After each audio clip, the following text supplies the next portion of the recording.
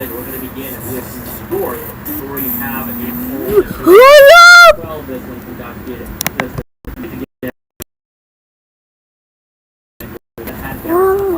basically with Harris and not much really changed. Joe Biden was going to win New York by a likely margin. The Republicans on track to do that as well. The average has her up by 11.5 points. So the Empire State is likely blue. I don't get how it is. But New York is generally more liberal. Hi, piano.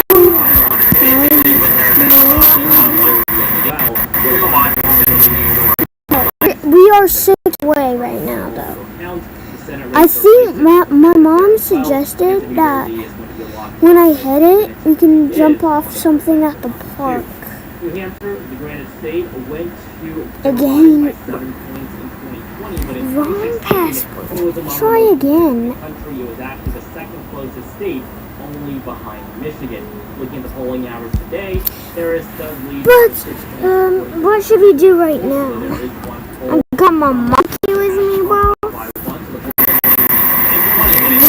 Try again. One of the closest states in the country. I would expect it, honestly, to go down to a lean margin at the very end. But right now, Harris is going straight by a likely margin on our map. Kayak. Why do people use kayak to compare hundreds of travel sites at once? I don't I don't get it. We're gonna watch some videos. Myself. And Even if I don't get a great deal. crackers. I'll have 2. What kind of connection Well, I would don't have want with them. the Mom, I want salmon 2. if I bought it at the supermarket? Crackers! Can you give me a slice of cheese? We are connected. Can I make a sandwich? That's one and done. Actually, wait, give me the rest of those. 22 million tons of fish are wasted every year. Guys, I have one of the best ideas ever, bro.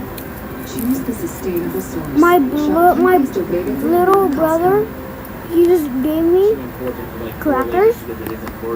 He's giving me some cheese. We're gonna make a mega sandwich. We're gonna eat it when we hit 245. So we're just going to go with that. It's going to be more competitive than it was last time. Alright. Harris still remains. We're gonna make a mega sandwich, bro. Mega but tiny sandwich. Begin up in Virginia. Dang, bro, for watching.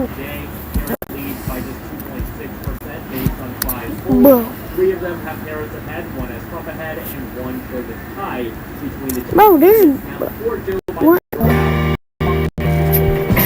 Why am I getting this from a coffee person? This is when he hit 250, bro. Democrats are in Bobbin. a better position in the state, and he is on track to win in Virginia. Wait, nah, I'm gonna search up Another state where Trump is going to perform well Minecraft. in 2020 was Minecraft.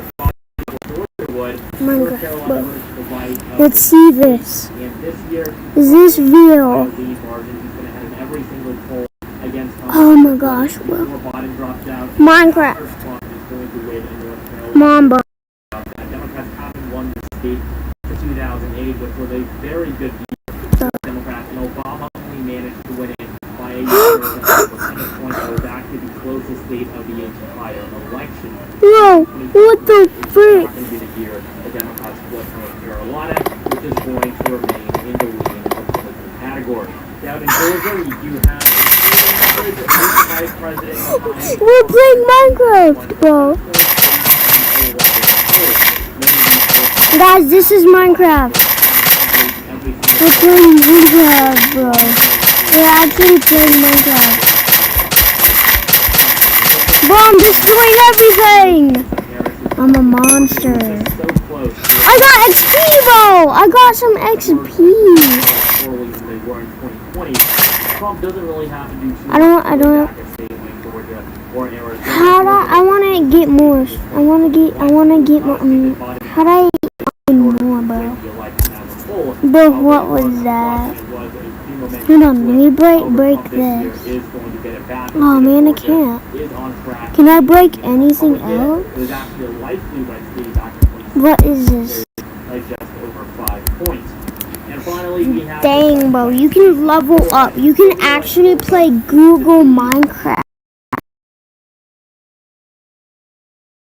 the entire country. Today, Republicans have a subtle advantage. Google Single Minecraft. poll are on track to win by around 7 to 10 percentage points in the state of Florida.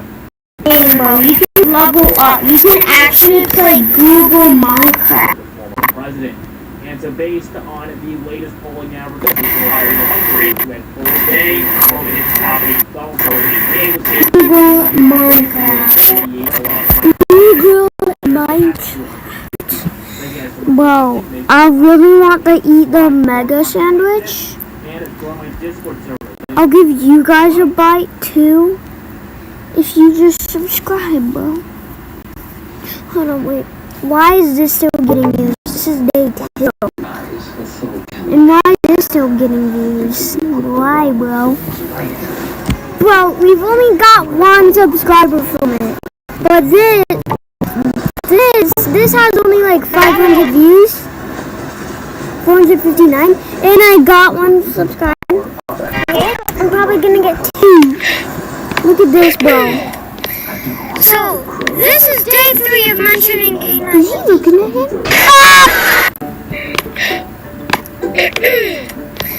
So, this is day 3 of mentioning K9.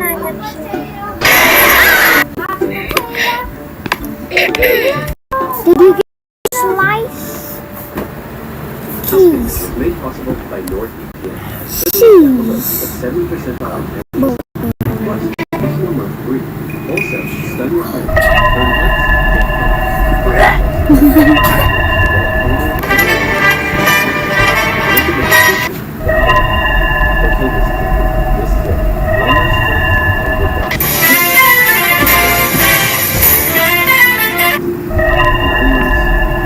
What the heck? What the heck?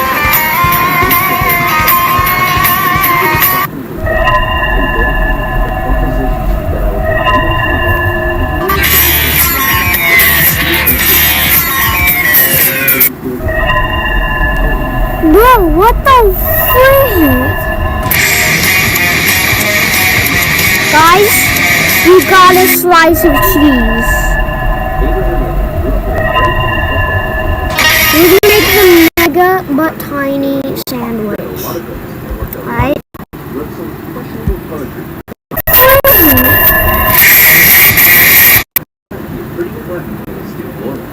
I love it, bro. How could you have seen anything in the dark? There was a bright full moon. A what? Bright full moon. Can you say that again, please? There was a bright full moon that did happen. Mixing every cereal and milk into one. What the? For context, breakfast is considered by many the most important meal of the day, and nearly 3/4 of American households, or 70%, eat cereal for breakfast. That's a lot of people eating cereal. So that got me thinking, when was the first cereal invented? The answer is 1863 by American inventor James Jackson. I'm making the mega It was called granola, not to be confused with granola. While it was basic, it was still revolutionary. Now fast forward to 2024, and we live in a world where all kinds of cereals have been created. Just wheat, with cookies, with protein, with candy, with literally enough fiber to make you poop like a champion, which I tried later on in this video, by the way. Besides getting help with going to the restroom, I made this video to see what it tastes like at the end, and also I will host a minigame battle with my friends who compete for prizes as they taste the final product as well.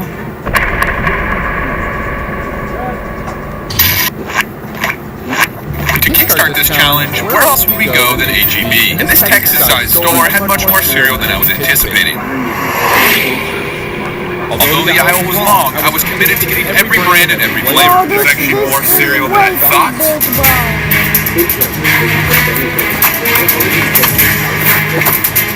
I don't think I can eat this in one bite. I ran out of room in this car. Yeah, I gotta get a new one. Excuse me, can I leave this up here somewhere and then get another car? I want more cereal, yeah. No one's gonna touch it, right? Don't worry, I'm fine. With my cart in good hands at the front of the store, it was time to quickly fill up another one. And let me tell you, I wasn't expecting it to take up this many carts at the first store. I'll probably get one cart. I was looking at absolute freak at this point, but it's okay because I had the goal in mind. Never heard of these? What cute packaging? Sandwiches, bro. Look at that, bro. Look at that. Look at that, bro. It's just.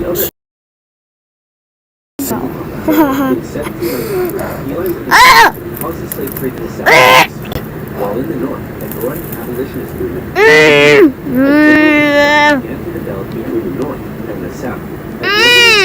Were hell-bent on expanding slavery. The North wanted to take their slaves away. In 1819, there were 11 free states and 11 slaves. A harmonious relationship against the 23rd state. Hey buddy, welcome to the Will be happy to accept a free state. Oh no, you don't? That hurts my throat, bro. Okay, listen, why don't we just what Bill wants to do? And essentially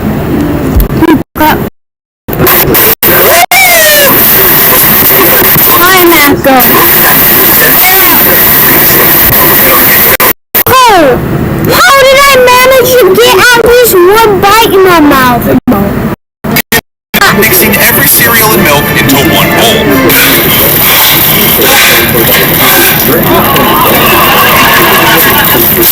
For context, breakfast is considered by many the most important meal of the day, and nearly 3/4 of American households, or 70%, eat cereal for breakfast. That's a lot of people eating cereal. So that got me thinking, when was the first cereal invented? The answer is 1863 by American inventor James Jackson. It was called granola, not to be confused with granola, and while it was basic, it was still revolutionary. Now fast forward to 2024, and we live in a world where all kinds of cereals have been created. Just wheat, with cookies, with protein, with candy, with enough fiber to make you poop like a champion, which I tried later on in this video, by the way. Besides getting help with going to the restroom, I made this video to see what it tastes like at the end, and also I will host a mini-game battle with my friends who compete for prizes as they taste the final product as well. Oh, that's stuck in my throat, bro. That's stuck in my throat. We go that HEB, this Texas-sized store, had much more cereal than I was anticipating.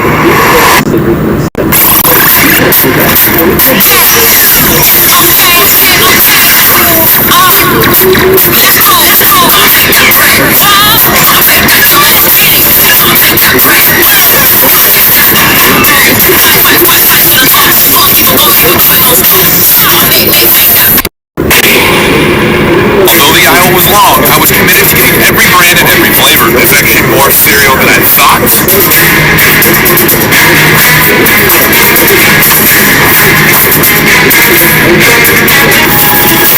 Man, rough last cart. Yeah, I gotta get a new one. Excuse me, can I leave this up here somewhere and then get another cart? I want more cereal, yeah. No one's gonna touch it, right? Don't worry, I'm fine. With my cart in good hands at the front of the store, it was time to quickly fill up another one. And let me tell you, I wasn't expecting it to take up this many carts at the first store. I'll probably get one more cart. I was looking like an absolute freak at this point, but it's okay because I had the goal in mind.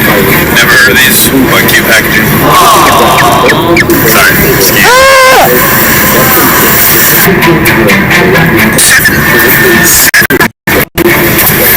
Guys, I'm actually really nervous. I don't see my carts. It took me a long time to compile those carts, so when I saw they were gone, I was legitimately distressed because I thought I was in good hands. What information? Oh, wait. Turns out they did move my carts, but only to get a head start on picking up all the cereal. So thank you for giving me that introduction when I come back for milk.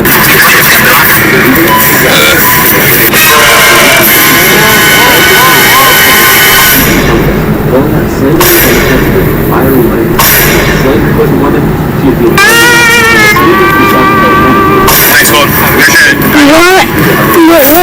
You're skilled. Thank you. And then I parked. Oh, I always forget where I parked. Where did I park? I'm so sorry. Unfortunately, I forgot where I parked, and I felt bad because it was freezing outside. Once we finally found my car, she even offered to help put away the cereal, but I told her to get inside and get warm because this was a man's job. And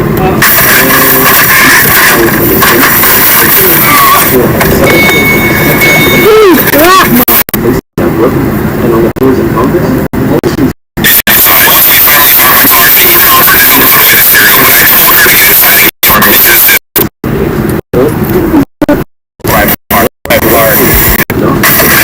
The amount of people that looked at me thinking something was wrong with me, a lot. Now the next doors I will speed run because I know you guys want to get mixing, but I want to assure you that I'm going through every hoop to get even the strangest cereals.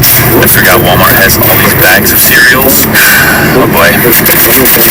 I've literally never seen cereal samples in Walmart before, but of course today I did. I'm actually looking for a protein cereal. Yeah, I'll buy it. So I bought the plant-based protein cereal as well as a few other unique ones that I've never seen before. Some were so unique, in fact, that they were on recall. So this one's the one that's still not allowed. Now the next store had some crazy cereal. Just kidding, I was actually really hungry, so I grabbed some lunch. This next store have some crazy cereal, and by crazy, I mean crazy expensive.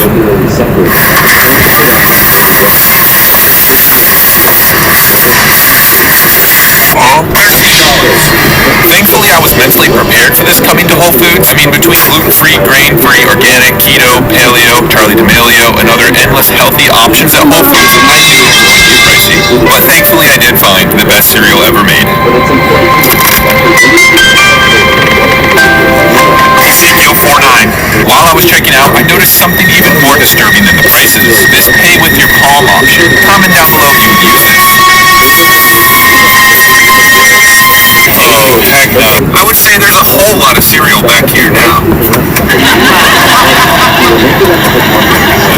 Whole Foods good. Almost home to start the ridiculous mixing process because after checking a few more stores, there were no new cereals left, except for Target where I did find some more. We did great searching around, finding every different cereal we could, but to really spice it up, I had to go online to find the weirdest ones that I could, which you will see later.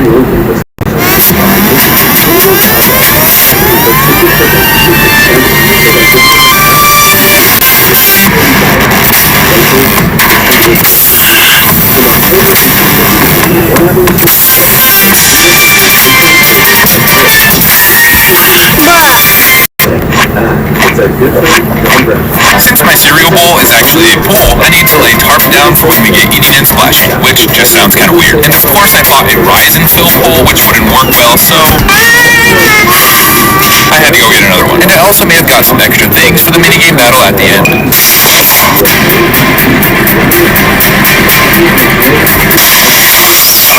Just like that, we have our cereal bowl. Oh, what's up, boss? Oh, keep them by the front door. Thank you.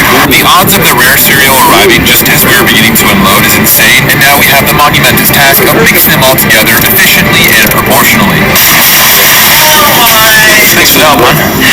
But first, a word from our captain. Hey, Captain, you mind letting me in my own house? Oui, baby. What's the secret password? Hang time. Welcome in.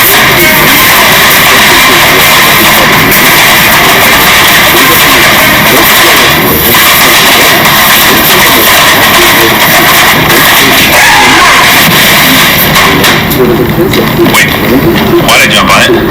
Okay, sorry about that. No more playing with our cereal boxes. Now what I'm doing here is separating them into piles of uniqueness, with the more well-known cereals being at the front and the more rare ones being towards the back. We will go very quickly through them as I pour them in, and only slow down on the more interesting flavors for me to give a quick taste test and review. And now, science time. Since I'm somewhat of a scientist, I want this experiment to be as accurate as possible in terms of mixing all cereals proportionally. So here's what I figured out. This pool has a length and width of 8.5 by 5.75 feet, which gives it a surface area at the bottom of roughly 50 feet squared. Now it would be negligent to do it because the sizes of the cereal boxes are all different, and I want this final product to be evenly distributed. So I figured out that if I took 4 cups from each box with 227 total cereal boxes, that would give me 908 cups of cereal. At this point, I'll admit, I was stumped as to how to get cups to square feet, but I was confident that with a 2-foot high pool, it would get at least around halfway up, and at the very least, I knew the final product would have an even amount of each cereal, giving us the perfect flavor test at the end. So time to finally get mixing, and remember they get progressively more unique as we move on.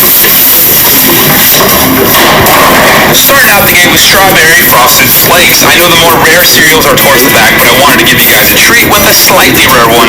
Woo! Dog, it smells like a strawberry milkshake. 9 out of 10.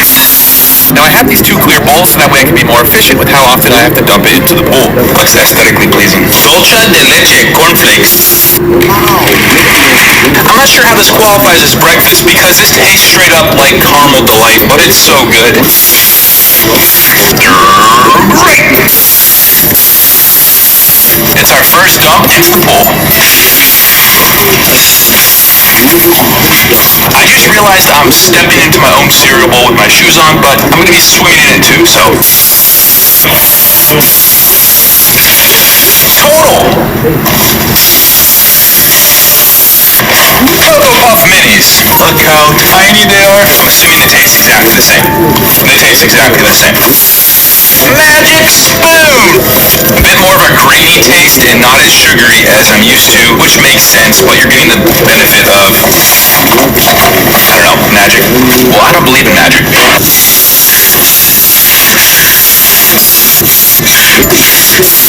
Protein Special K. Let's go. Yeah, buddy! Lightweight!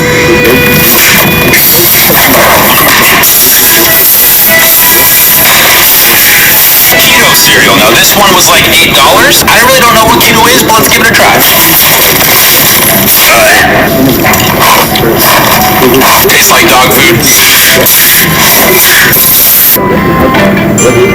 What's the white sauce for the bowl? Flavor 1. Good for using number 2. Let's see if it's good or not. More protein, less sugar, gluten-free. So probably not good. This one actually does taste good. The honey is subtle.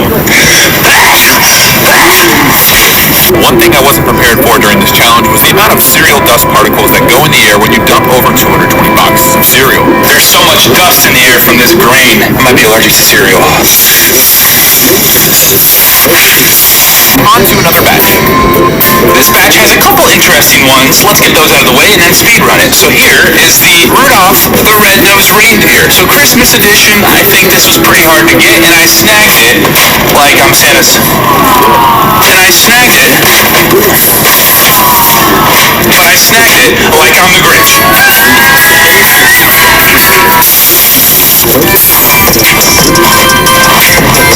This is really good. It's probably high in sugar, but it does taste like Lucky Charms. What I'm about to show you is very scary. Viewer discretion is advised.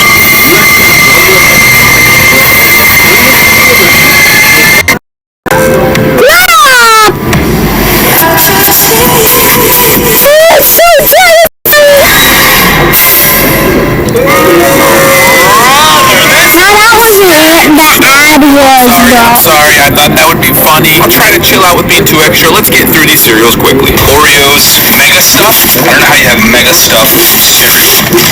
Look at that. Period. Tastes like Oreos.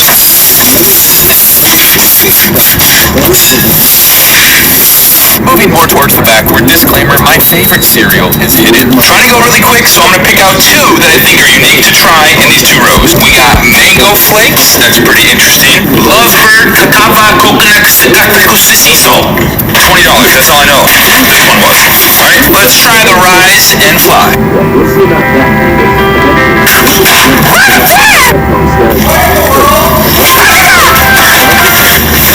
Lovebird, Rise and Fly.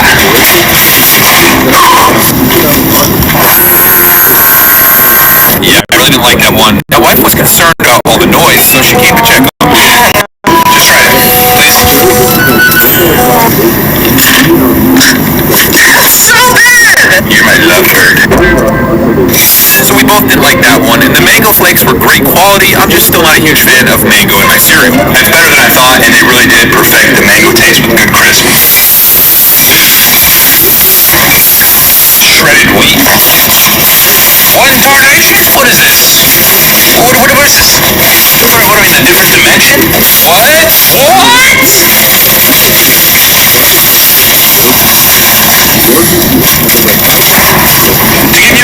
on how big these things are? Look at it next to my face. Okay, I have a big face. Let's see if I can eat it in one bite. Oh,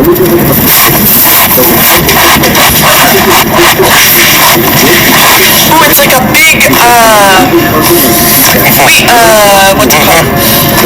No.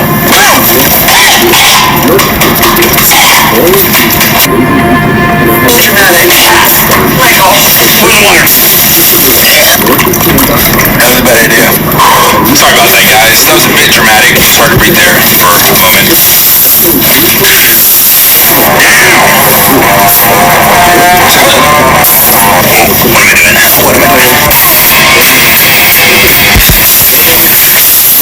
This row is all the bags from Walmart. This row is all the bags from Whole Foods. And the biggest thing I'm realizing with cereal is it's either super expensive and healthy or super cheap and unhealthy. I think the best balance is like Honey Bunches of Oats.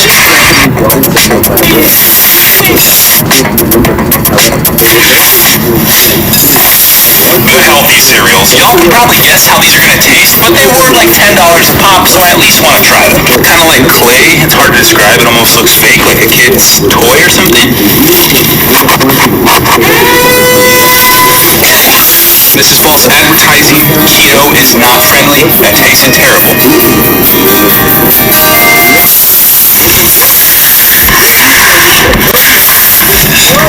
We're getting closer towards the back with the more unique flavors as well as my favorite, and I'll continue to try to show only the most unique ones from each row. Also, you may have noticed this, but every time I throw the cereal into the pool, I try to do it in a different way, so I hope at least one of them makes you laugh. Brother, this guy stinks!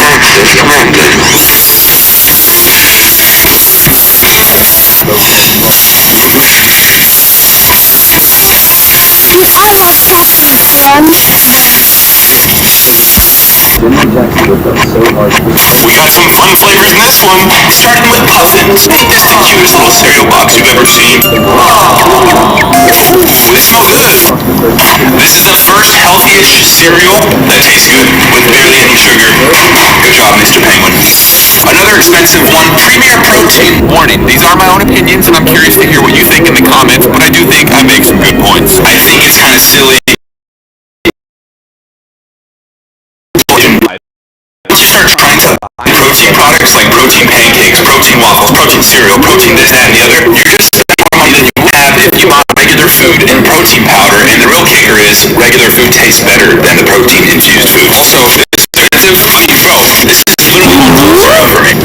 Actually, one bowl of cereal for me is a whole pool, but you get what I'm saying. Hard, at least it doesn't have a flavor, but Cheerios Minis. You should be smoking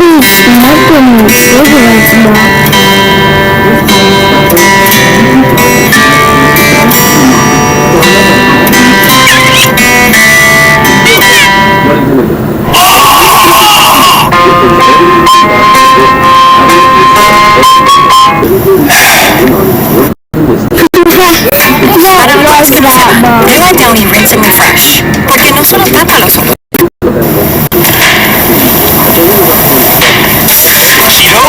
Cheeto again? What did I tell you?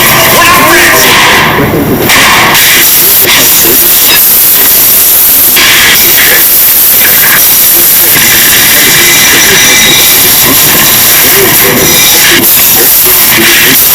Making a lot of progress, and remember we still have the Amazon cereal. A lot of well-known brands in these two rows, but we're going to start off with two you may never have tried before, starting with Turtle Splash. I like turtle. This one says contains fruits, veggies, and legumes. I haven't tasted if it's good for the sea turtles or not. That made no sense. Taste if it's... You get... It's like hard as a turtle shell. Kind of tastes like a fruit gummy almost, just extremely hard like a turtle shell.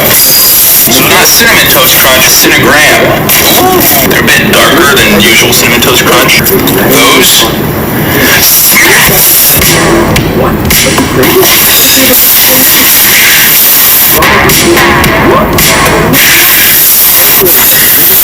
We're making good time and we're going to keep it that way. So we're going to try the first two, starting out with French Toast Crunch. Now, I didn't know this was a thing. Perhaps you've seen this before, but I never have, so let's try it.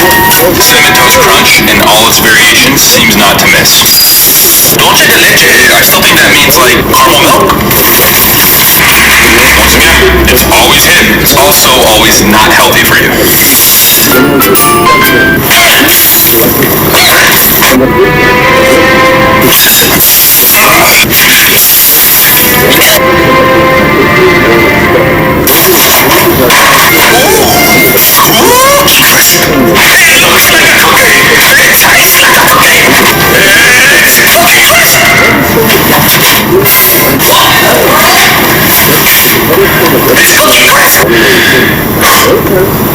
Sorry about that.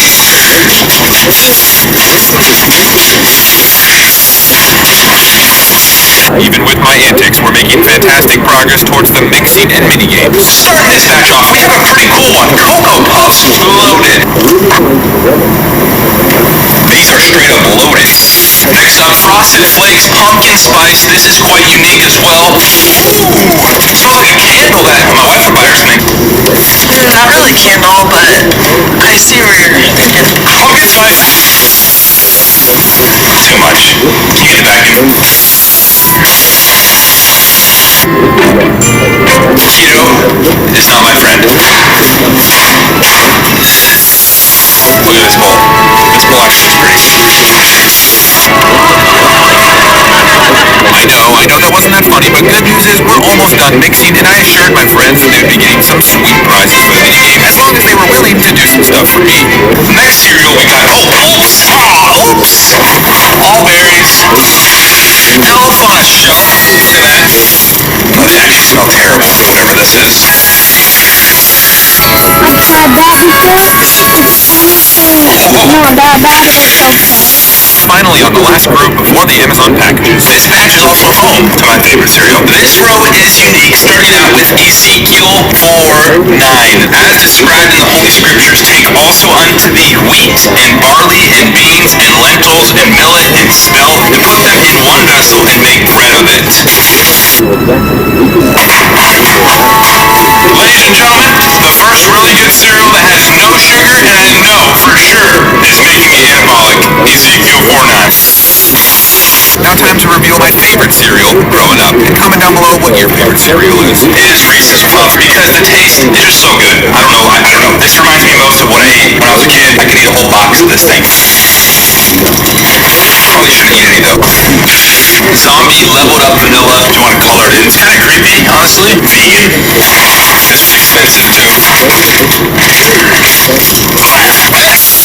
Not a fan. Finally onto the Amazon cereal, and I'm excited because that means we're close to pouring the milk in. Cinnamon French Toast Frosted Flakes.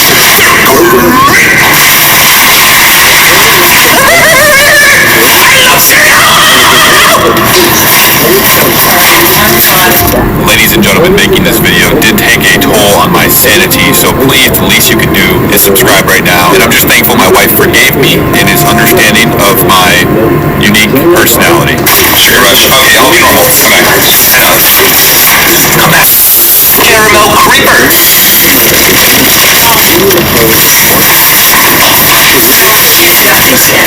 Not my cup of tea. Guys, unfortunately, that was the last straw. I just couldn't contain my excitement for almost being done and jumping in this pool. Maybe I was getting a sugar rush. I'm not sure. But either way, my wife wanted to do more part of this cereal tasting, which is understandable. I still love you, honey. Who's like a champion? Grace, you missed a cool one. 18 grams of fiber per serving. Apparently that's a lot. Kit Kat. Look, it's like a little Kit Kat. Here's how I eat my Kit Kats. Isn't that unsettling? That's so cute. It's this one brand again. This time it's a lemur. Next up, Nesquik. Very good. Similar to Cocoa Puffs. My groin. My groin. I can reach that. To the freeze. So that's really primitive. But this cereal makes a bold claim. Cools your mouth as you eat. No stinking way, dude. There's no way. Smell this. Smell that. Pretend you're smelling it at least. It smells exactly like icing. I wanted to test the claim if it actually gets cold when you eat it with milk, but ironically I had no milk yet. I still had to go buy 50 gallons, so I just used water, and the final result, I couldn't really tell if it was getting colder or not. It just tasted pretty gross with the water. It felt great pouring the last two bowls into the pool, and now we're ready for milk and mini games. I'm gonna skip my time at the store because this video would be way too long, but I assure you I got all different kinds of milks, even goat milk. What'd you say? Lactose intolerance. That's right. Listen, I may not be lactose intolerant, but I must admit I was going home nervous after this. First gallon, fat-free milk. Seems fitting, there's not that many calories in here.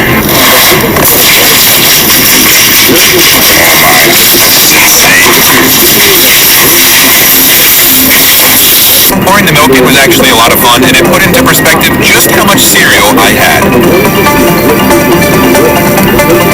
I'm allergic to both of these, so I hope I don't get any splash. Try the butter. No. I'm trying any of this crazy stuff. I don't want to, you can. It was so sour. Oh my, it's leaving stains on the cereal. You want some strawberry? Goat milk unsweetened. Am I supposed to cook this or anything? No. Ooh, I hear like the Rice Krispies.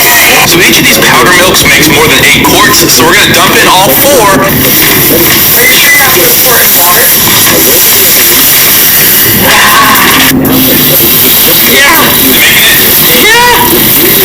So you should be looking pretty good after this. Clean. Oh yeah.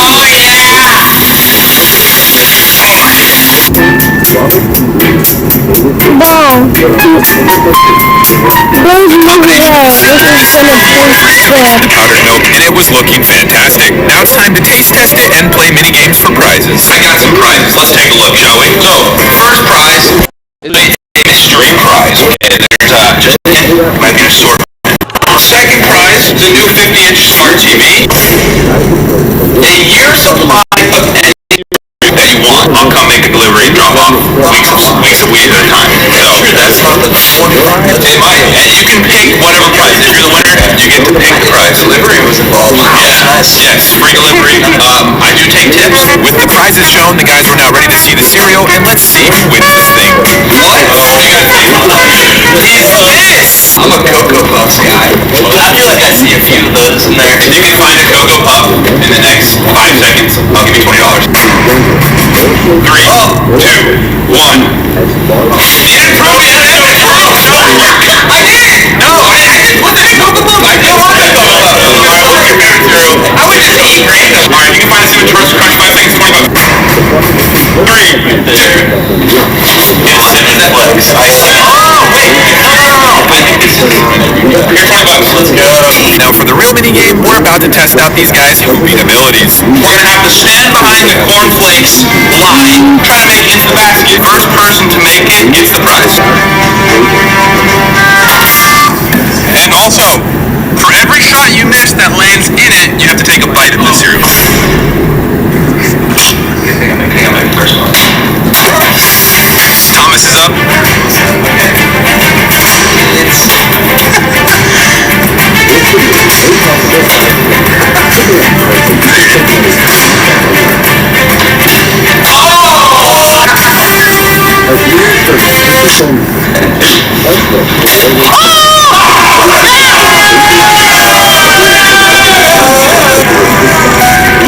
That's the grant on winning, but before he can pick a prize, each guy owes me 3 bites of the egg-type cereal, and we're going to do a taste test of it. You guys want to use this spoon or a different spoon? Remember, you have 3 bites each. So 3 of these?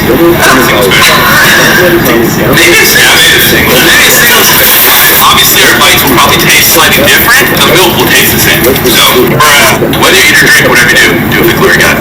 Amen. You're shaking.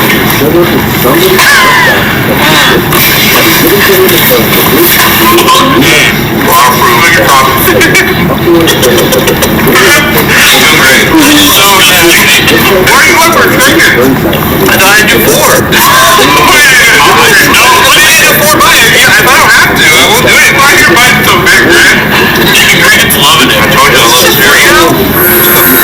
By the way, that big spoon was hanging on the wall with that big 5 years and never came out. There was maybe some dumb stuff in it. Yeah. Thanks for telling me how. Now for the prize selection. Although he was feeling sick, he was still up to picking a prize. I take mystery. I mean, 1 year supply of cereal, this 50-inch smart TV. Probably not going cereal for next month either. No. You ruined cereal. I'll go with the mystery prize.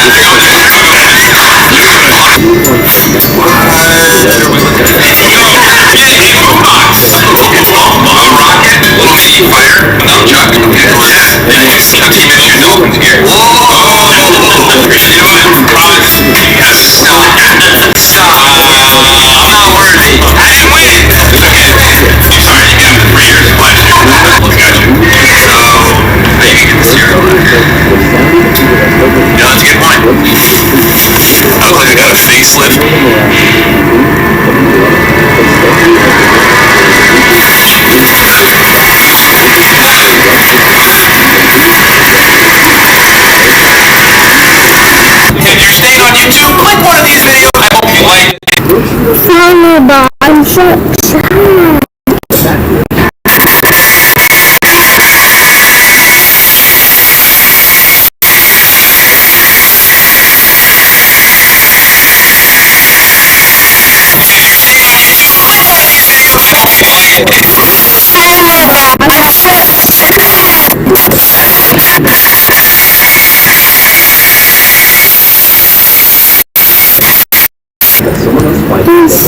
Why did that New York City with an enraged mob, girls have learned that going to fight for slaves, and I hear that many of them simply do not support. However, after so much I'm gonna check on my, I'll be like chicken nuggets for dinner, I think. I'll be right back. signed up. By the end of the war, 300,000 troops, 10% of the human army, would be left. The valor and bravery they showed throughout, silencing critics. Okay, well that last guy is useless. Let's try this Hooker fellow. General Joseph Hooker was ever in charge of the Army of the Potomac, and once again, when he ordered him to move south and take Richmond, Hooker met Lee at the Battle of Chancellorsville, where Hooker had over twice the men needed. Lee was forced to defy a whole military convention and split his smaller force into two. Lee had absolutely no chance of winning, and Lee won. It was his masterpiece. Lee did suffer one significant loss during the battle then. As his right-hand man, Stonewall Jackson, was riding back to the Confederate lines at night, the nervous Confederate troops, unable to recognize him, opened fire. U-boats then moved up. Jackson died 8 days later. As for Lincoln, couldn't believe it. It was yet another loss, and Northern support continued to waver. While the Union kept on struggling in the East, out west, unconditional surrender grant was making waves as always. In a Did any of you watch Simplified, bro? second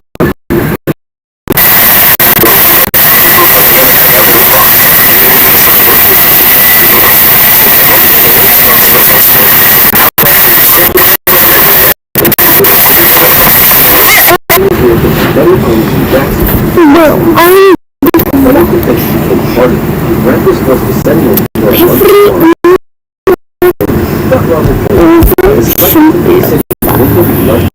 encouraged Grant for the Mississippi was a Union head.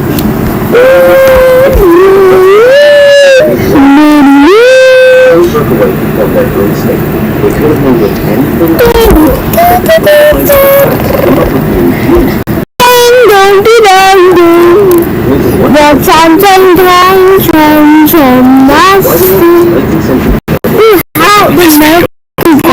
NordVPN.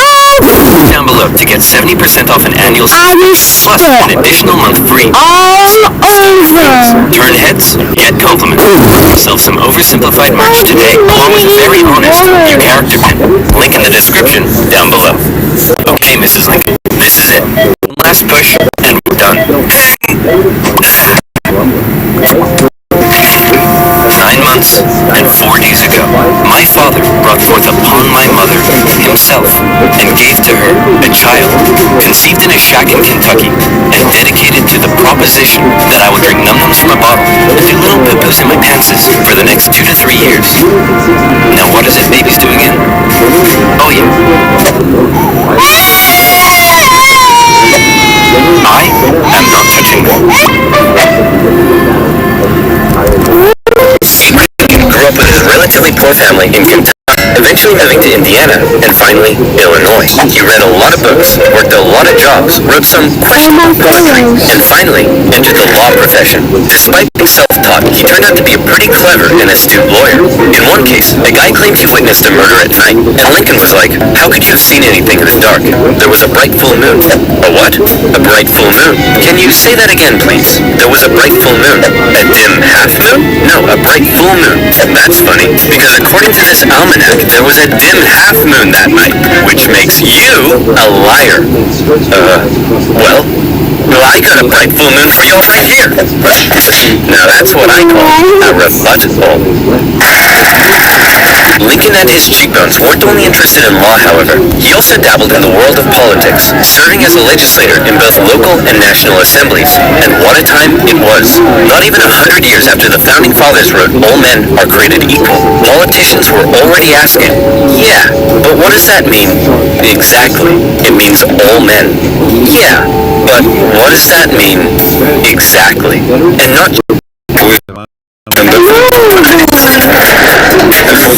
es nuestro.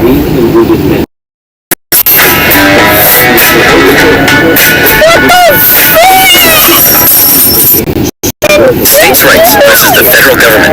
What are the executive powers of the president?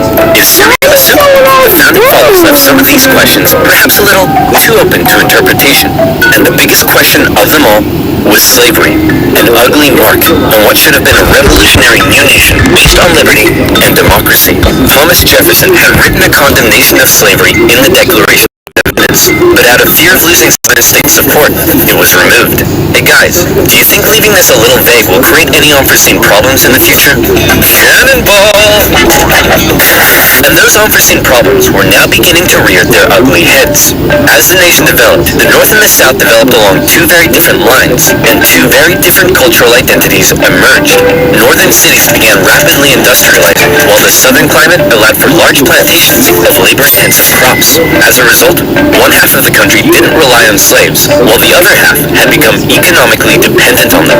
In 1793, Eli Whitney's cotton gin caused the slave trade in the South to explode, while in the North, a growing abolitionist movement was taking root, and general mistrust began to develop between the North and the South. As Northerners felt the South were hell-bent on expanding slavery, and fear spread throughout the South that the North wanted to take their slaves away. In 1819, there were 11 free states and 11 slave states. A perfect balance. A happy medium. A harmonious relationship. Hey guys, nice to meet you. I'm Missouri, and I would like to become the 23rd state. Hey buddy, welcome to the nation. We'll be happy to accept you as a free state. Oh no, you don't? You're trying to get one over on us. Missouri's gonna be a slave state. Okay, listen, why don't we just ask Missouri what it wants to be, and we slave state. Well, then, allow me to introduce to you the newest, freshest state on the scene.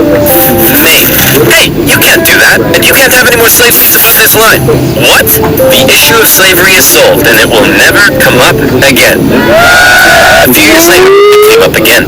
You see, as America expanded westward, each new state or territory that was added threatened to upend the delicate balance between the slave and free states. If one faction managed to outnumber the other, it could gain an easy majority and force its own ideals on the opposing side, leaving a huge portion of the population feeling spiteful and oppressed. For a while, compromises kicked the can down the road and kept the volatile balance in check, as new free and slave states were roughly added in pairs. But then one loudmouth state just had to barge in and ruin everything as usual. The addition of Texas saw the United States enter into a war with Mexico, which they won, gaining a huge amount of land out west and creating even more problems. Hey guys, nice to meet you. I'm California, and I would like to become the 31st state. Hey buddy, welcome to the nation. We'll be happy to accept you as a southern slave state. Oh no, you don't. You're trying to get one over on us. California's gonna be a free state. Listen, why don't we just ask California what it wants to be, and we can free state? Well, then, allow me to introduce to you the territories of New Mexico and Utah, able to freely vote for slavery themselves. Hey, you can't do that. And we can enter Northern Territory anytime we want to recapture escaped slaves. What?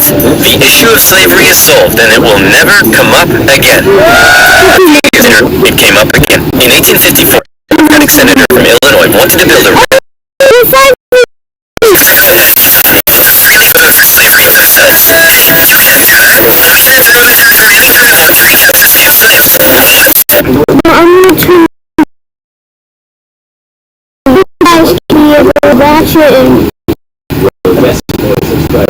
You put the tail on the head. Your bold plan. No, I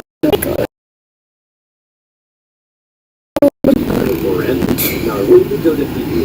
Brent, be my witness. what is this? So Brent was What is that? came up with a new plan. Introduced to the territories of New Mexico and Utah. The issue of slavery is solved, and it will never come up again. A few years later, it came up again. In 1854, a Democratic senator from Illinois wanted to build a really cool choo-choo train here, and proposed that the territories of Kansas and Nebraska be created open to slavery, even though they were clearly above the Missouri Compromise line. Obviously, the northern states were like, hell no. But the southern Democrats who controlled Congress at the time were like, well, if you love liberty and democracy so much, then you should let them vote on whether slavery should be legal or not. And so it was. Huge numbers of pro- and anti-slavery settlers rushed to Kansas to sway the vote in their favor. And while they were all there, they began to beat the crap out of each other. One of the settlers was a man named John Brown, a former businessman who failed at just about everything he tried and went arguably insane. He was a radical abolitionist and dedicated much of his life to the Underground Railroad and freeing slaves. One night, in revenge for an earlier raid by pro-slavery forces, he and his sons killed a number of pro-slavery settlers in the territory, helping to kickstart years of violence known as Bleeding Kansas. Kansas and Nebraska both eventually voted in favor of outlawing slavery, but from here, the tension began to grow at a rapid Oh, no, the likes you add! Oh my gosh, no. You want to edit the video? But the phone has fewer features and PC is Yeah, but I got unportable? Don't worry! Here's an But iPad video editing that's free, but the Sandy, features like a PC.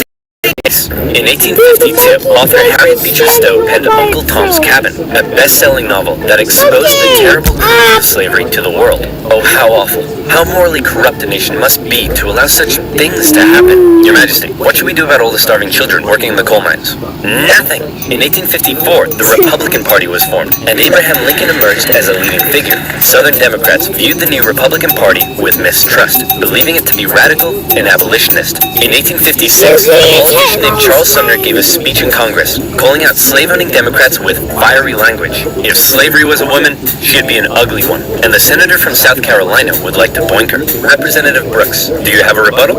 Oh, I have a rebuttal, all right. Yeah, here's a rebuttal for you. Oh, come on. Surely this isn't allowed. I don't know. I'll have to consult the rule book. I can't find anything about caning a political opponent, but it says here I'm not allowed to wear a woman's underwear.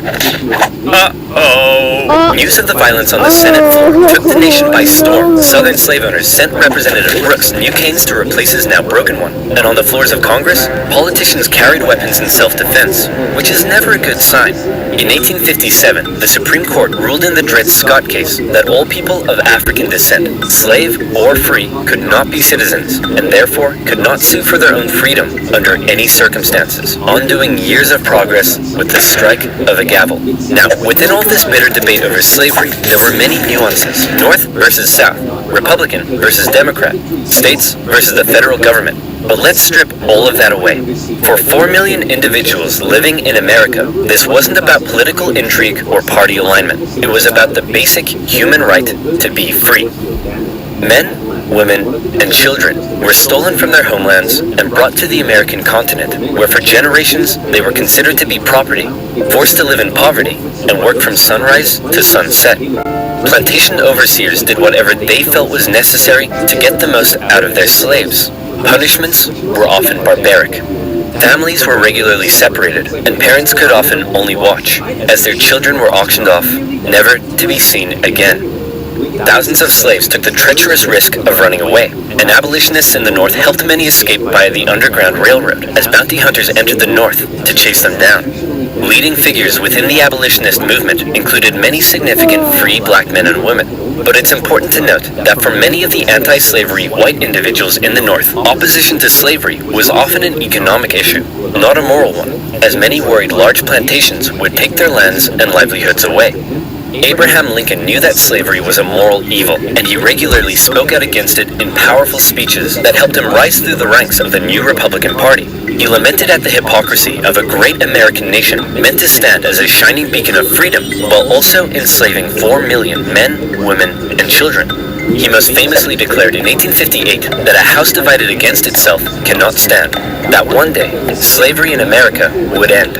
However, even Lincoln was cautious in his opposition. He didn't want to outlaw it entirely, but simply prevent its expansion, so that given enough time, he believed it would naturally die out.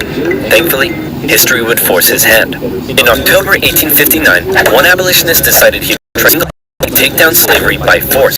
Who would be crazy enough to even attempt such a thing? It's our good friend, John Brown. He went to seize history would force his hand. In October 1859, one abolitionist decided he would try to take down slavery by force. 5 away right now. We're probably going to be live.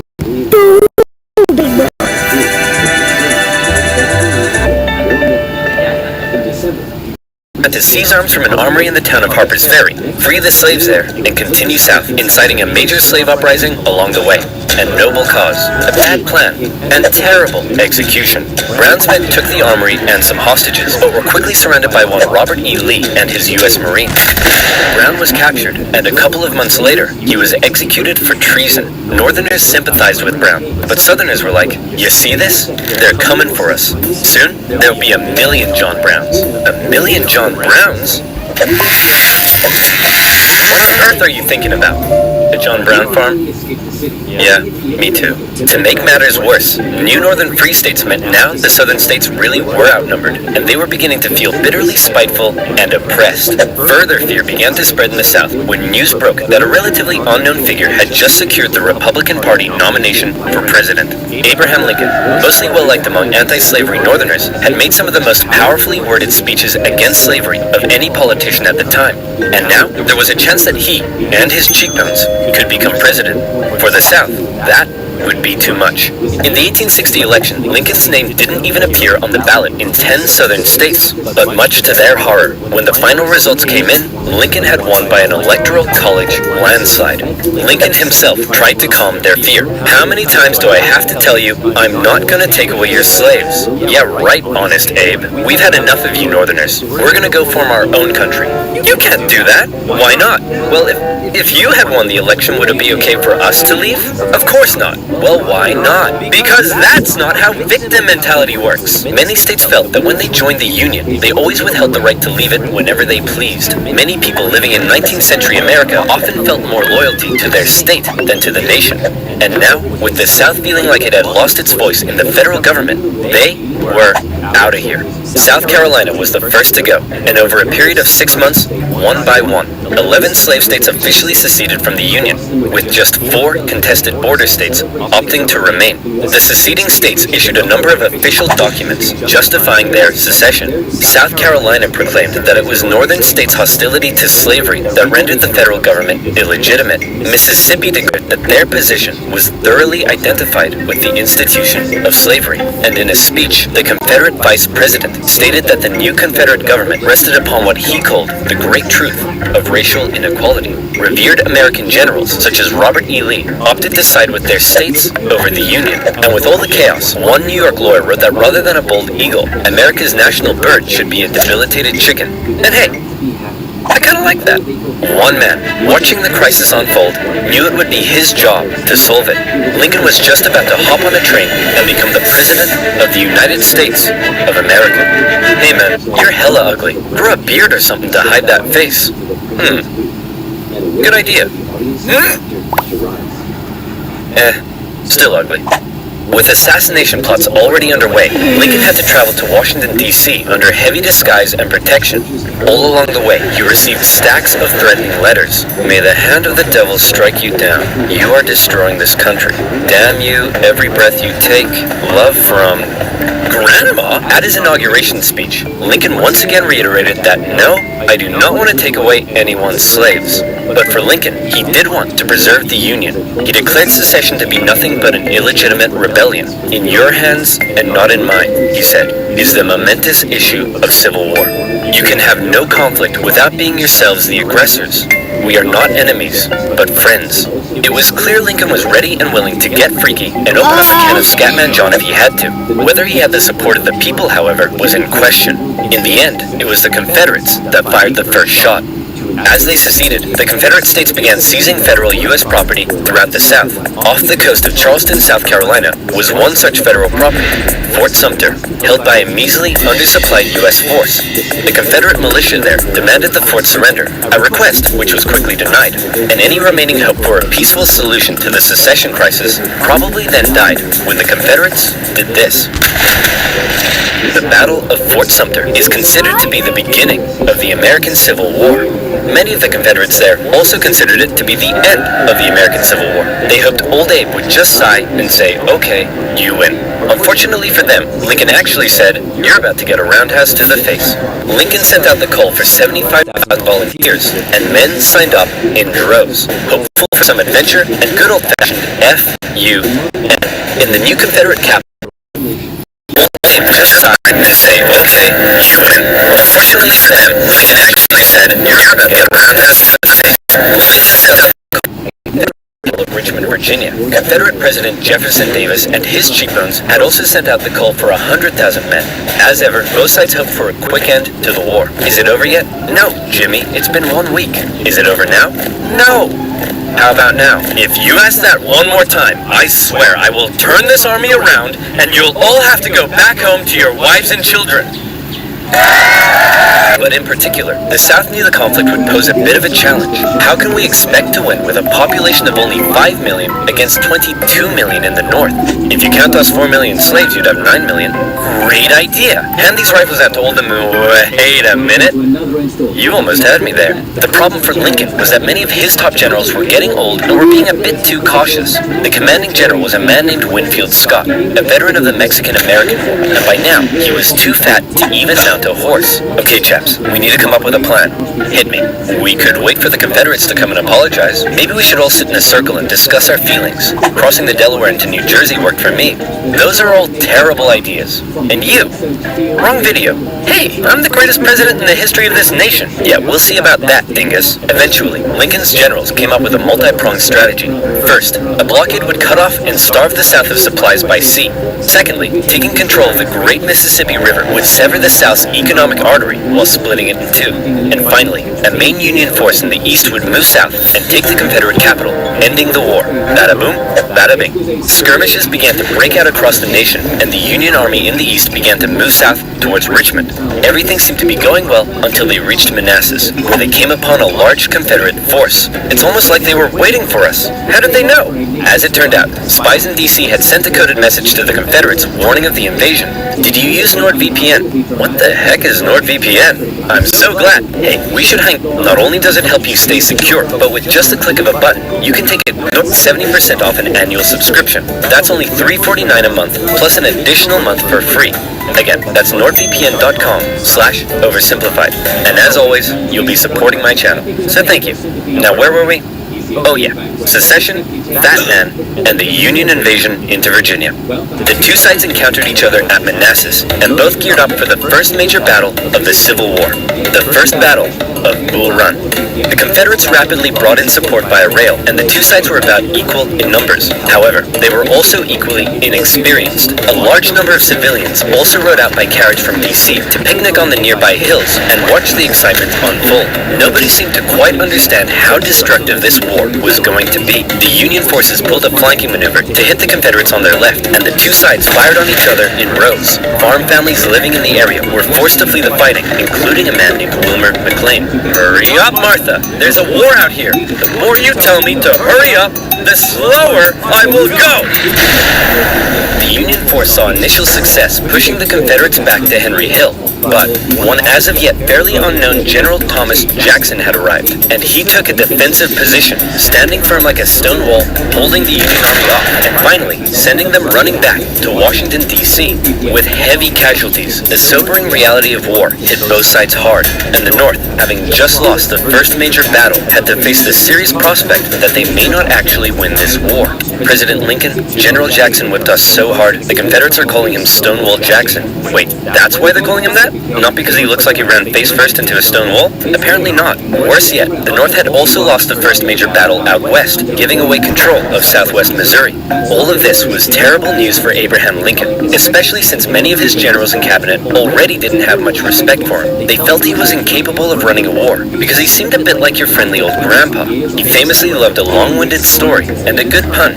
I've been so busy, my wife is missing me, but her aim is starting to improve. But deep down, you realized he could also be incredibly shrewd. Oh, Abe, you're so funny. Funny how? Famously loved a long-winded story. It became clear that Charles had inherited his father's enthusiasm for divine right and began acting in ways which profoundly angered influential factions in his country. Funny like I'm a clown? Abe, I was just... No, funny how? Like I'm here to amuse you? During the war, Lincoln committed acts that were viewed by some as impeachable. His administration suppressed the free media from printing articles sympathetic towards the South. Some Southern sympathizers were even arrested without a trial. Lincoln's criticizers began accusing him of being a tyrant. But to quote the man himself, if you have a child, 12 or older, and you like for them to get into the best university possible, hey, it's war, baby. What are you gonna do? By the end of 1861, with things already looking bad for the North, abolitionists such as Frederick Douglass couldn't believe that the Union Army weren't enlisting black men. He continued to put pressure on Lincoln to make the war about emancipation. Mr. President, it's time to make the war about emancipation. I don't want to ruffle any feathers. The feathers are already ruffled. But Lincoln, hanging on to hope for a quick end to the conflict, continued to fight only for the preservation of the Union.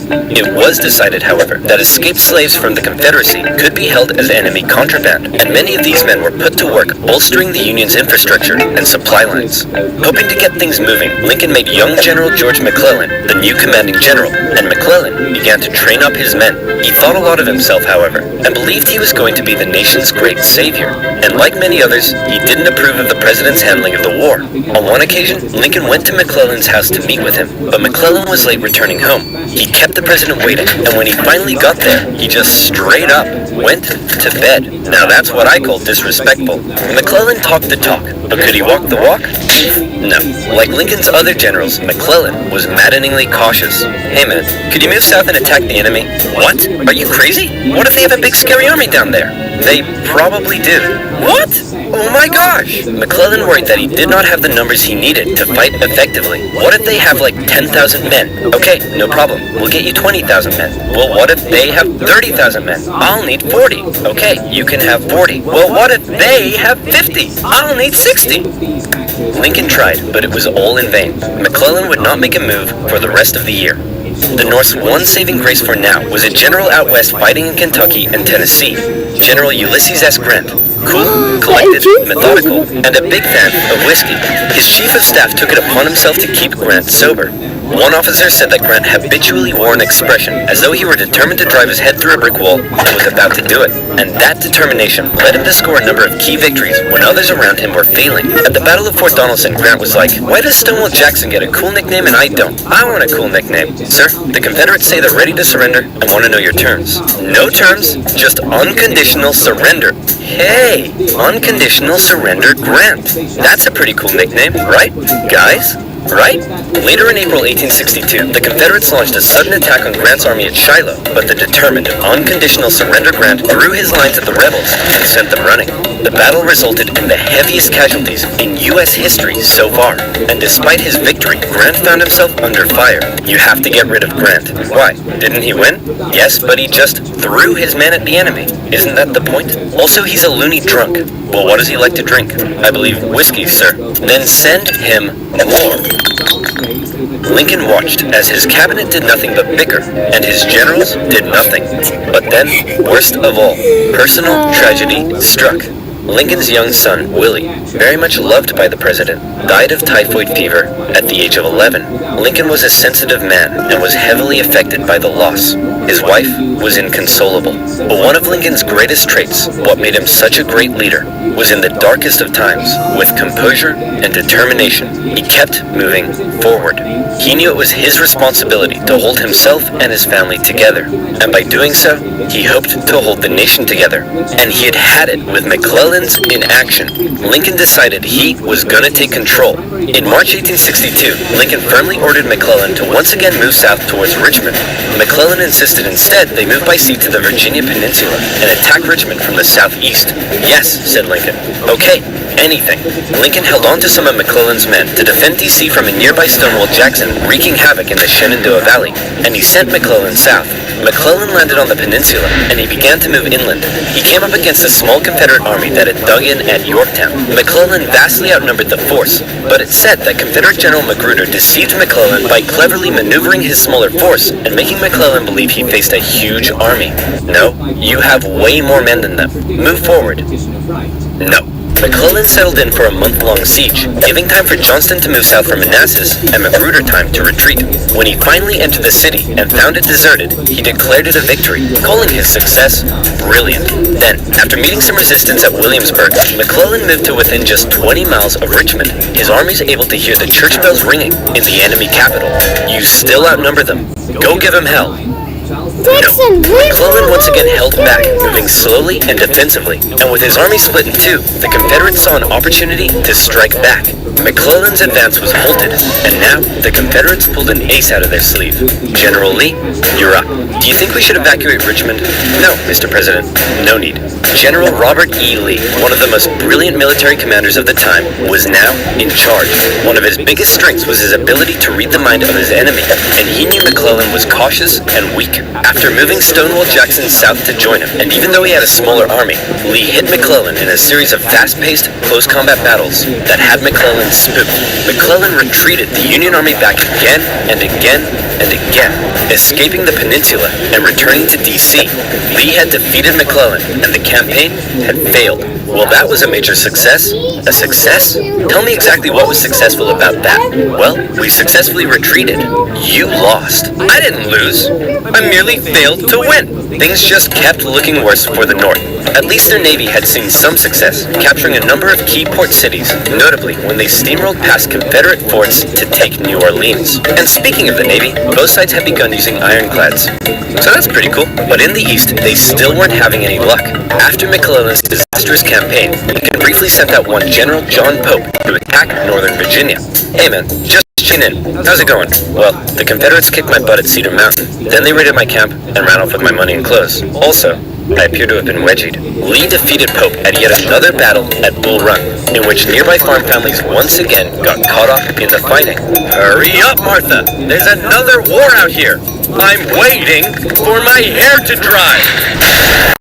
My name is Brittany and I'm 37. I've been getting treated with Botox Cosmetic for 2 years now, and today I'm doing a Wilmer McLean, sick of war, moved his family south, where he knew the war would definitely, absolutely, never touch him again.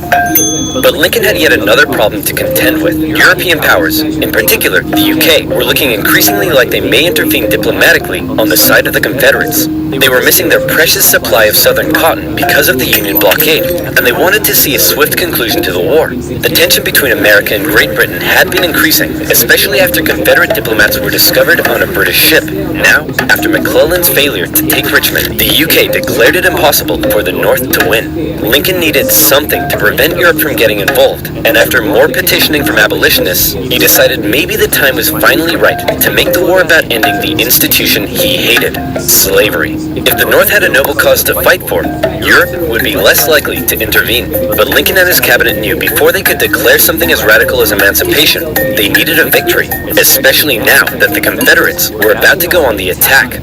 Aware that he had a limited number of men and supplies, Lee now hoped that if he could just threaten Washington, D.C. militarily, he would gain Europe's recognition and crush Northern morale in time for the midterm elections, forcing the North to negotiate. With confidence at an all-time high, for the first time, Robert E. Lee invaded the North. But on September 13th, the North finally had some luck. Oh boy, it's my lucky day! A cigar in a field. Hey, what's this wrapped around it? Oh my gosh! That's right, the North had discovered General Lee's battle plans wrapped around some cigars, and in them, they saw that Lee had split up his forces. McClellan headed out from D.C., and the two sides met in the Battle of Antietam, a crucial battle that would decide the course of the war. It saw the most vicious fighting to date, and still remains the single bloodiest day in American history. But, for once, the North came out victorious, and Lee was forced to retreat. He's on the run. Chase him down and finish him off. No. You know what, old buddy, old pal? You're fired. The North had won their crucial victory. Lincoln breathed a huge sigh of relief, and with that win, he was prepared to take a huge step. On September 22nd, the Emancipation Proclamation was issued. In January, all slaves held in the Confederate States would be, as far as the U.S. government was concerned, officially free. Throughout the North, free black men and women rejoiced, knowing that if the North were to win, their brothers and sisters would no longer be held in bondage. The proclamation also had the intended effect on Europe, who were not willing to oppose a pledge to end slavery. An outraged Confederacy knew that Lincoln had given the war a new meaning. It was no longer just about the preservation of the Union. Now, it was about creating a new Union, washed clean of its original sin. A Union without slavery. John Bastwick, William Prynne, and Henry Burton. They pilloried After the creation of the Union, it was about creating a new Union. his punishment in 1634, and so his face was branded to bear the letters SL, or seditious libeler. The video was made possible by Honey. Stick around to learn how you can save money when you shop online. Protestants used the trio as martyrs. To them, As the Union struggle to take control in the East continued, elsewhere, the war raged on. The Confederates attempted an invasion of Kentucky, hoping the state as a whole would join them, but they were pushed back. The Indian Territory saw Native American tribes ally with one side or the other in the hopes of securing rights after the war. Along the Mississippi, General Ulysses S. Grant remained one of the few Union generals scoring major victories. With his best pal, General Sherman, by his side, Grant led his armies down the Mississippi to the Confederate stronghold of Vicksburg. Both sides knew that if Vicksburg fell, the Confederacy would be split in two, and the Confederates prepared for an intense defense of the city. But back in the East, Lincoln still wanted somebody to march south and take Richmond. Having given General McClellan the boot, he needed a new man in charge. Alright, Mr. President, option 1 is General Hooker. Bit of a nutcase, but a good general. Option 2, his qualifications are his name is Burnside, and he has freaking dope-ass sideburns. Say no more. So General Burnside was put in charge of the Army of the Potomac and sent south. Lincoln hoped he finally had a general who could succeed. Burnside met General Lee at the city of Fredericksburg, where he intended to rapidly cross the river and take the city. But the Union War Department was too slow in delivering the pontoon bridges, and the two sides were forced to camp across from each other, close enough to speak. Hey Yankee, ready to get your butt kicked? Yeah, right, Rebel. God is on our side. No way, God's on our side. Oh, you think so? Well, why don't we ask him? Hey God, whose side are you on? Ow. Dude, uncool. With over 100,000 men, the Union Army finally launched their massive attack on the 11th of December. But by now, the Confederates had amassed their forces. During the battle, wave after wave of brave Union men marched headlong into a brutal Confederate onslaught. Even the Confederates couldn't believe what they were seeing, and in one moment of camaraderie, a Confederate sergeant, unable to take it, reportedly came out into the field to tend to the Union wounded. Seeing this, the Union troops held their fire. Still, Burnside and his forces were soundly defeated at Fredericksburg and forced to retreat. Lincoln's popularity and Northern morale continued to plummet, especially as the winter heading into 1863 was bad. The winter camps were rife with disease. The food was less than appealing. On both sides, men began to leave. Hey, where do you think you're going? I'm deserting. What? Don't you love your country? Yes, I do. And I'm trying to get back to it as quick as I can.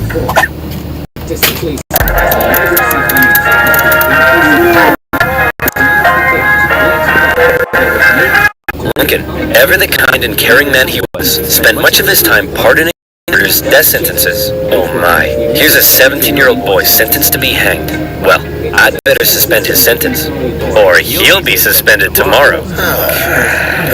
But to try to keep the numbers up, both sides had introduced conscription. There was controversy in the North, however, since rich men could simply pay to have someone else fight on their behalf. Riots broke out in New York City, with enraged mobs furious at the idea of going to fight for slaves, an idea that many of them simply did not support. However, after so much pressure, the Union had finally begun allowing black men to enlist, and these men, knowing what they were fighting for, signed up. By the end of the war, nearly 200,000 troops, 10% of the Union Army, would be black. The valor and bravery they showed throughout, silencing critics. Okay, well that last guy was useless. Let's try this Hooker fella. General Joseph Hooker was put in charge of the Army of the Potomac, and once again Lincoln ordered him to move south and take Richmond. Hooker met Lee at the Battle of Chancellorsville, where Hooker had over twice the men Lee did. Lee was forced to defy all military convention and split his smaller force into two. Lee had absolutely no chance of winning, and Lee won. It was his masterpiece. Lee did suffer one significant loss during the battle, though, as his right-hand man, Stonewall Jackson, was riding back to the Confederate lines at night. The nervous Confederate troops, unable to recognize him, opened fire. You boys done goofed up. Jackson died 8 days later. As for Lincoln, he couldn't believe it. It was yet another loss, and Northern support continued to waver.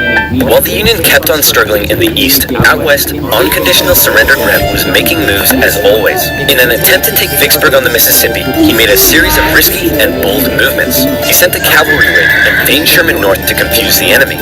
Then, aided by a fleet of ironclads on the river, he raced his army south to cross the Mississippi. Aware that the terrain to the north was restrictive, instead, he strategically moved northeast, hitting Vicksburg's supply line and defending his rear from Confederate armies in Jackson. Once he reached Vicksburg, the Confederate defense became hardened, and Grant was forced to settle in for a month-long siege, during which time he got rather bored. Despite not taking the city, Lincoln loved it and encouraged Grant to hold firm. It would only be a matter of time before Mississippi was in Union hands. Around this time, the people in the west of Virginia, who had remained loyal to the Union throughout, finally broke away to form their own state. They could have named it anything in the world, but the creative minds at the time came up with the ingenious West Virginia. Back in Washington, Lincoln once again wanted a new general to take command. Oh my goodness, why do all these 19th century generals look so bust? Look, we got Sleepy Eyes Joe here. That's Princess Leia with a mustache. E.T. phoned the doctor. Fine, why don't we give Snapping Turtle McGee here a shot? So General Snapping Turtle McGee was put in charge of the Army of the Potomac, and it was a crucial time for the Union, because once again, the Confederates decided to go on the attack. So far, they had done exceedingly well militarily, but as the war kept going, the Confederate economy was crumbling. Riots broke out in the streets of Richmond as the price of bread skyrocketed. Supplies were dwindling. Jefferson Davis wanted to send men west to rescue Vicksburg, but General Lee knew the longer the war lasted, the worse their chances got, and he still hoped if he could just threaten D.C., the already demoralized North would surrender. So in June 1863, with the momentum behind him, General Lee once again entered the North, fighting his way through Maryland and into Pennsylvania. General Meade set out to meet him for what would be the most significant battle of the entire war. If the Confederates won, D.C. could fall. If the Union won, it would be a turning point, as the Confederates would run out of steam, and the small town that was to get caught up in the crossfire of the largest battle in American history was Gettysburg, Pennsylvania. On June 1st, units from each army encountered one another and skirmished through the town itself. The townspeople were forced to take refuge, except for one man who reportedly ran outside for a strange reason. "Joseph, what are you doing?" "I'm not gonna let them take my beans." "How many times do I have to tell you they're not here for your beans?" By the second day, over 100,000 men stretched for miles across the battlefield. Lee took the initiative, deciding to hit the enemy's flanks, and he came very close to breaking through the Union's disorganized left. But Union Colonel Joshua Chamberlain ordered a desperate bayonet charge, smashing into the Confederates and forcing them back. The Union forces held across the line. On the final day, Lee believed the Union Army had fortified its flanks, so he decided to finish them off with one massive central assault. The Confederates rushed at the Union lines during General Pickett's charge, and this time, it was the Union's turn to unleash hell. Meade had correctly guessed Lee's strategy, and the Confederates were decimated, forced to turn and flee. A devastated General Lee called out to his fleeing and wounded men, telling them it was his fault, and after holding for a counterattack that never came, he ordered a retreat back into Virginia. The North had just managed to score a massive victory, and one they desperately needed. And if that wasn't enough, in the West, after a month-long siege, Vicksburg finally fell. The North now held the Mississippi, and better yet, it was the 4th of July. With control of the Mississippi, Union forces moved into Arkansas and Tennessee. Tennessee in particular saw heavy fighting, with Union General Rosecrans masterfully pushing Braxton Bragg's Army of the Tennessee out of Tennessee. He suffered a major setback, however, at the bloody Battle of Chickamauga, and ended up under a Confederate siege at Chattanooga. At one point during the siege, a temporary truce was declared so that wounded men could be recovered. And often in the Civil War, during these small truces, men from both sides would meet in the middle to trade things like tobacco, coffee, and maybe even honey. How to remove objects in your photo in 15 seconds? Let's go. Just drag your finger over any object and Do you like honey? Me too. Bees are great. I've saved $210. It's just 2 clicks to install. Fine. And the Siege of Chattanooga. Thankfully, General Grant, now in charge of all Western Union armies, showed up and karate-kicked Bragg right back into Georgia. Like this. With Sherman and Hooker, Grant took on Confederate positions in the mountains around the city, including the famous battle above the clouds and Mission Ridge. Grant continued to be Lincoln's #1 guy. With these victories, Lincoln hoped the war was finally turning. Back in Gettysburg, the entire town had been turned into a hospital to care for the scores of wounded men. Throughout the war, on both sides, women such as Clara Barton rose to the occasion, doing crucial work on the home front and volunteering as nurses for those who had given their lives. A new national cemetery was to be established at Gettysburg, and Abraham Lincoln traveled out to attend the opening ceremony. At the event, the main speaker spoke for 2 hours. Then, Abraham Lincoln was called forward to give some brief, appropriate remarks. In just 2 minutes, he masterfully and poignantly iterated America's national purpose and the need to continue the fight. The Gettysburg Address would become one of the most famous speeches in American history. While they were now making progress, the North still couldn't find a decisive victory in the East, and that was bad news for Lincoln, because his presidency was now in its 4th year. In 1864, there was an election coming. The Confederates knew this too, and with little hope left of being able to threaten the North militarily, they believed their last shot at victory may be in the election, since Lincoln, emancipation, and the war itself weren't exactly popular. People in the North were sick of war and wanted to put it behind them. Robert E. Lee hoped that if he could just hold out and continue to inflict more defeats, the people of the North would vote Lincoln out and replace him with a Southern sympathizer who may be willing to negotiate. Lincoln knew now he desperately needed a victory. Now, I know what you're thinking, but oversimplified. If Lincoln loves General Grant so much, then why doesn't he put him in charge of the campaign in the East? Well, guess what, loyal subscriber? You've hit the nail on the head. You're bold, Grant. I'll grant you that. I'm promoting you to General-in-Chief, and I ain't taking you for granted. Now I want you to go defeat Lee. Grant me my wish. Please stop. So Grant was put in charge, and he came up with a new plan. He wanted to press the Confederates on all fronts, with General Banks to capture Mobile, Alabama, General Sherman moving south to Atlanta, and Grant joining the Army of the Potomac as they advanced through Virginia. In May 1864, that plan went into action. Sherman steadily advanced on Atlanta, facing off against the smaller Confederate army under General Joseph E. Johnston. In addition, a cruel yet highly skilled cavalry general and winner of the funniest Confederate statue award, Nathan Bedford Forrest, was also nearby, doing his best to threaten Sherman's advance. But in a series of battles, Sherman dominated and pushed Johnson back to the city. But he was held just outside of Atlanta itself and was forced to lay siege.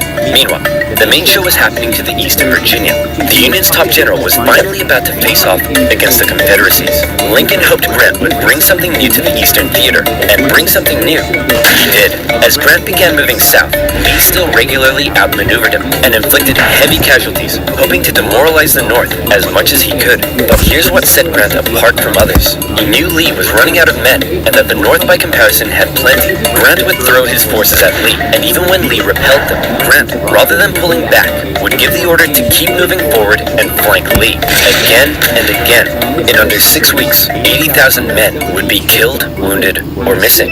In D.C., Grant was criticized for being a butcher. At the Battle of the Wilderness, the Union casualties were so heavy that reportedly began to weep. But still, Grant could replace his losses. Lee couldn't, and he was being pushed all the way back to Richmond. Lee knew once he got there, he'd be under siege. Then, it would only be a matter of time. Close to Richmond, Grant again suffered horrific casualties in a miscalculated assault at Cold Harbor. Then, trying to be a trickster, instead of moving on Richmond directly, Grant moved towards Petersburg to flank the Confederate capital and cut its supply line. But, just like Sherman, Grant was halted outside of the city, and he too was forced to settle in for a siege. 2 identical sieges would not be good enough for Lincoln's re-election. The people of the North saw the casualties Grant had been taking, and they weren't happy. To make matters worse, Lee had sent Jubal Early north to threaten D.C., with the hope of forcing Grant to withdraw troops from Richmond. Early was repelled on the outskirts of the city, with President Lincoln even attending as an observer, but the North had been given a fright. So with the war currently in a stalemate, who was to be Lincoln's opponent in the critical 1864 election? Who would the Democrats choose? Guess what, baby? I'm back. That's right.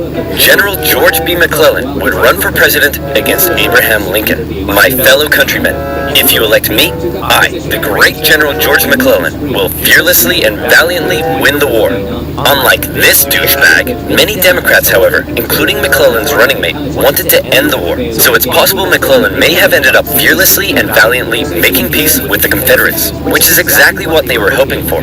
With the war in a stalemate, and Lincoln still not popular, it looked like McClellan would win, and the Confederacy may have a chance at surviving, after all. Lincoln himself said that without some kind of major victory, it seemed exceedingly probable that this administration will not be re-elected. Well, fret not, Abe, because if it's a major victory you want, it's a major victory you'll get. Atlanta had been under siege by General Sherman for just over a month. After a number of battles around the city, Sherman sent a force south to sever the city's supply line, and Confederate General Hood was forced to abandon it. Atlanta, one of the Confederacy's most important cities, had fallen into Union hands. For many, it was clear that the Confederacy's defeat was now inevitable, and the war would soon be over. When the final results came in, Lincoln had won with an electoral college landslide, with the troops in particular voting overwhelmingly for Lincoln, which must have been touching for their commander-in-chief. Hey man, looks like you lost. No hard feelings? I didn't lose. I merely failed to win! In January, Lincoln involved himself heavily in ensuring the 13th Amendment made it through Congress. In a narrow and historic vote, the amendment passed. Slavery would now be constitutionally banished throughout the nation. Black men and women, watching the vote from the galleries, knew the work had only just begun. A couple months later, at his second inauguration, with victory right around the corner, he didn't celebrate, he didn't gloat. Instead, he emphasized the need for reunification and binding up wounds. To him, Americans, North or South, were to again be compatriots. However, listening to Lincoln speak that day was a man who had no interest in reunification. John Wilkes Booth, an actor living in D.C., was also a deep Southern sympathizer, and as the war turned against the Confederacy, depressed and full of hate, he was already plotting his revenge on the man he held responsible. With further Confederate losses, it was pretty clear at this point who would win. But still, Jefferson Davis showed no sign of giving in. The North were frustrated to see the conflict being dragged out. Why waste more lives? In Atlanta, General Sherman believed he had the key to forcing the Confederacy's hand. He had an unusually modern concept that an army could only survive with the support of the people. Strike at the people, and the army collapses. Sherman decided to do something unprecedented. He would remove his 62,000 men from their supply line and march through the heartland of the Confederacy, where they would live off the land. There, they would wreak havoc. As they marched, they tore up railroads, burned farms, and destroyed communication lines. They also liberated thousands of slaves. The damage done was estimated at $1.4 billion. The tactics were cruel, but to Sherman, it was better than losing yet more men in battle. In December, he reached Savannah, Georgia, but he wasn't done yet. Next, he turned north to inflict his punishment on the first state to secede, South Carolina. As he moved, he came ever closer to General Lee's army, still holding out at Petersburg. The siege of Petersburg had lasted for 292 days. 60,000 of Lee's men had deserted. Numerous Union attempts to break through had failed, but when the breakthrough finally came, it came quick. On April 2nd, a Union assault finally pushed the Confederates from their defenses. Hey man, there's no need to evacuate, right? You'll rescue us like last time, right? Sorry, can't hear you. Lee narrowly escaped the city, hoping he'd be able to meet up with General Johnson and continue the fight. Grant chased him down. Richmond was evacuated, and Jefferson Davis went on the run. As they left, the Confederates set fire to military buildings, but the flames burned out of control, and as the Union troops arrived, they became firefighters. A couple of days later, Abraham Lincoln visited the war-torn city. Grant caught up to Lee at Appomattox Courthouse, where he trapped his forces. It was here, on April 9th, 1865, that Lee saw no point in continuing. Sir? Listen, bub, I drank a bit too much last night, and now I'm hanging like a fruit bat on a hot day, so whatever you have to say, I don't want to hear it. General Lee says he wants to surrender. What? Diggity dog! Grant and Lee met in the home of a nearby farm family, owned by a man who had tried his best to escape the Civil War years earlier, Wilmer McLean. All right, can we all just hurry up and get this over with? Martha, not now! I'm cleaning! Do you want us to get rats? Grant and Lee, after years of war, now spoke respectfully to one another. When Lee left, his face filled with emotion, Grant's men began to cheer, but Grant ordered them to stop. He knew that now was the time for reconciliation. Just over 2 weeks later, General Johnson would surrender to Sherman, ending the war for 89,000 Confederate soldiers in the largest surrender of the war. Not every Confederate state had surrendered, but the war was as good as over. Across the North, church bells rang out and celebrations erupted. In Washington, Lincoln gave a speech from the White House to a jubilant crowd, in which, among various things, he expressed his support for black voting rights. Lincoln had seen the nation through its deepest crisis. The presidency had visibly aged him. He had lost over 20 pounds. He said sometimes, "I think I am the tiredest man on earth." I'm not sure tiredest is a word, but geez, the man's exhausted. Cut him some slack. On a carriage ride with Mary, Lincoln clearly was looking forward to being a president in a time of peace. He was apparently very cheerful, surprising his wife, and he told her that between them and the loss of their son, they'd both been very miserable. Now, it was time to be happy. On the evening of April 14th, Lincoln attended a play with his wife and some friends at Ford's Theater. It was a comedy, and the president appeared to be enjoying it very much. In a nearby bar, John Wilkes Booth swallowed 2 glasses of brandy. He slipped quietly into the president's booth and awaited for the audience's laughter to rise. The president was shot in the back of the head. Booth fled the city. Soldiers carried Lincoln to a boarding house across the street. There, doctors declared there was nothing they could do. Surrounded by his heartbroken wife, son, and members of cabinet, at 7:22 the next morning, President Lincoln passed away. Never before had a president been murdered. A shocked nation mourned as a 12-day funeral procession carried Lincoln back to his home in Springfield, Illinois. On April 26th, Union cavalry found John Wilkes Booth in a barn in Virginia, where he was shot. Not long after, Confederate President Jefferson Davis was also tracked down and arrested. Imprisoned for 2 years, he was eventually released. The North didn't want to put him on trial, for fear the jury may rule that Southern secession had in fact been legal. To ensure reconciliation, other Confederate generals and politicians were allowed to re-enter life in the now restored Union.